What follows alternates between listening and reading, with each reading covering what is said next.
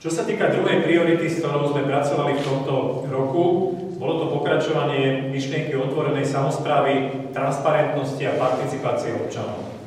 Ja považujem tieto pojmy za veľmi dôležité a skrátením hovoríme otvorená samospráva, ale otvorená samospráva má za cieľ to, aby sme čo najviac informácií poskytli obyvateľom, aby vedeli o tom, čo sa na meste deje a mali možnosť do toho vstupovať práve cez ten participačný mechanizmus. To znamená, keď to poviem iným jazykom, tak prostredníctvom spoluúčasti na rozhodovaní, ktorú by sme chceli dosiahnuť a vytvoriť na to mechanizmy, aby sa ľudia mohli zapájať do rozhodovania o tom, čo v meste považujú za dôležité, aby mohli ovplyvniť rozhodnutia poslancov alebo primátora a tie priority, tie riešenia, ktoré sa im zdajú dôležité, mali možnosť presadiť. S otvorenosťou, teda s poskytovaním informácie je spojená aj transparentnosť. To znamená taká čistota v konaní, ktorá bude znamenať, že sme pod verejnou kontrolou. To som prislúbil vo svojom volebnom programe a urobili sme preto to, že sme sa spoločne s poslancami dohodli na dokumente, ktorý sa volá Protikorupčné minimum a prijali sme asi 80 opatrení, ktoré chceme zrealizovať v rámci úradu a ktoré sa mnohé už realizovať začali. Napríklad kauza, ktorú si určite pamätáte z predvolieb, a to bola otázka prideľovania bytov.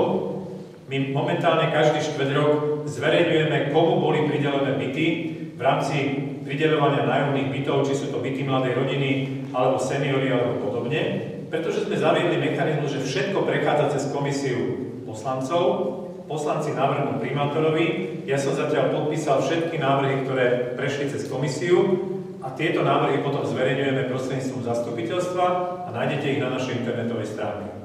Takisto sme začali zverejňovať prideľovanie miest v sociálnych zariadeniach. Opäť miesto, kde by niekto mohol mať pocit, že treba dať niekomu úplatok alebo nejakým spôsobom ovplyvniť rozhodnutie, aby sa dostal ten a nie onen, lebo ten potrebuje skôr a ten potrebuje neskôr. Čiže zaviedli sme systém, kedy každý štvrť rok zverejňujeme voľné miesta v sociálnych zariadeniach, zverejňujeme, kto tie miesta vlastne získal, kto bol umiestnený do zariadenia pre seniorov a ďalšie zariadenia, ktoré v meste máme na poskytovanie sociálnych služieb. Tu dávam len dva konkrétne príklady, mohol by som tých príkladov vymenovať oveľa viac. Nájdete ich v tom dokumente Protikorupčné minimum a my budeme začiatkom budúceho roku predkladať poslancom správu o tom, ako sme ten dokument vlastne uviedli do praxe, čo sme z neho zrealizovali a čo nám ešte zostáva na tretí rok volebného obdobia, pretože chceme zabezpečiť to, aby každý mal pocit, že naozaj úrad a volení predstavitelia, ktorých si občania zvolili pred 2 rokmi v komunálnych voľbách, pracujú pod verejnou kontrolou. Čo sa týka tej participácie alebo spoluúčasti, aj v tomto roku sme pracovali s novým mechanizmom, ktorý nazývame participatívny rozpočet.